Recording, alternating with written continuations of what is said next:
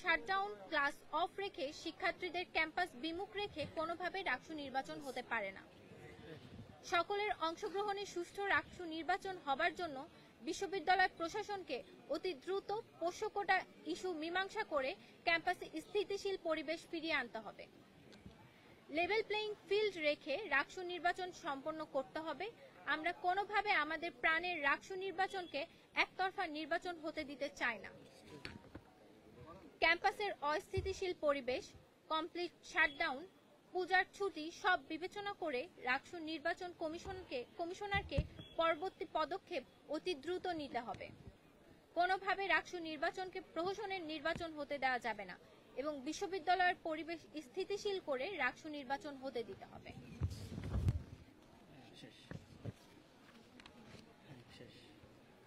এই ছিল মোটামুটি আমাদের আজকের প্রেস ব্রিফিং এর মূল কথা।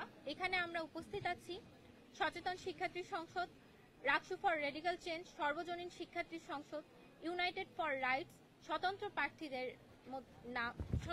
প্রার্থীরা মোট আমাদের হল থেকে রয়েছে তাপসী রাবেয়া সোহরাওয়ার্দী হল, জিয়া হল, বিজয় 24 হল, সৈয়দ আমির আলী হল সহ আরো অনেক প্রার্থী। নির্বাচনের পরিবেশ আসলে নাই। দেখেন এই জায়গায় আপনারা পরিবহন মার্কেট দেখছেন যেখানে ক্যাম্পাসের প্রাণ।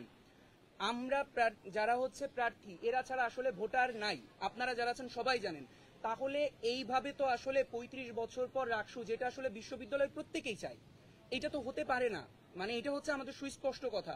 এবং আমরা বিশ্বাস করি বিশ্ববিদ্যালয়ের যারা ডাকসু চান, যারা সত্যিকারের ডাকসু চাচ্ছেন এবং বিশ্ববিদ্যালয়কে একটা গণতান্ত্রিক পরিবেশ হিসাবে মানে প্রতিষ্ঠিত করতে চান, আমরা আসলে এই মুহূর্তে কোনোভাবে আসলে মনে করছি না যে যেহেতু আমাদের প্রাণের যে মানে ডাকসুর প্রাণ কারা, ভোটাররা, শিক্ষার্থীরা ক্যাম্পাসে না, আমরা কিভাবে আসলে ডাকসু নির্বাচনটি অনুষ্ঠিত করবো। এবং বিশ্ববিদ্যালয়ে আসলে যে অস্থিতিশীল পরিবেশ তৈরি হয়েছে, যেখানে ছাত্র, শিক্ষক, কর্মকর্তা, কর্মচারী আমরা সকলেই তো আসলে একটা মুখোমুখি মানে আছি না, এই জায়গাটিতে আসলে বলেন আমরা কিভাবে আসলে মনে করবো যে আসলে আমরা ডাকসু নির্বাচনের জন্য এই ক্যাম্পাসটা আসলে প্রস্তুত। দেখেন এই ব্যাপারটা হচ্ছে আমি একটু বলি, সেটা হচ্ছে আপনার এই যে এই ব্যাপারটা পোষ্য কোটার ইস্যুটা তো একটা মীমাংসিত ইস্যু ছিল, কিন্তু ডাকসু নির্বাচনের ডেট ছিল 25 তারিখে, সেই সময়ে 19 তারিখে হচ্ছে এই ইস্যুটা হচ্ছে আবার সামনে আসলো। সেইটা হচ্ছে কেন 19 তারিখে এই ইস্যুটা সামনে আসলো সেটা হচ্ছে একটা প্রশ্ন। আর দ্বিতীয়ত হচ্ছে এই ধরনের ইস্যুকে যদি আমরা মীমাংসিত না রেখে ডাকসু নির্বাচনে পার্টিসিপেট করি তাহলে আসলে কি হতে পারে। দেখেন আমাদের হচ্ছে বাংলাদেশের সংবিধানে আছে প্রত্যেক নাগরিক সমান ধরনের সুযোগ পাবে।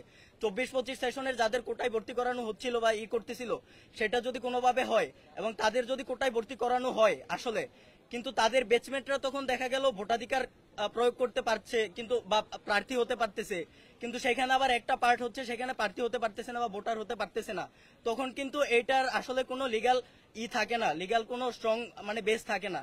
সেই জায়গা থেকে তার পরবর্তীতে যে এই ইস্যুকে আবার সামনে এনে এই ডাকসুকে বানচালের আবার চেষ্টা করা হবে না সেটার কিন্তু কোনো গ্যারান্টি নাই। সেই জায়গা থেকে আমরা বলতেছি যে পোষ্য কোটার ইস্যুটা আগে পুরোপুরি মীমাংসিত করতে হবে। এটা পুরোপুরি মীমাংসিত না করা গেলে আমরা আসলে নির্বাচনে যাইতে হচ্ছে ভরসা পাচ্ছি না।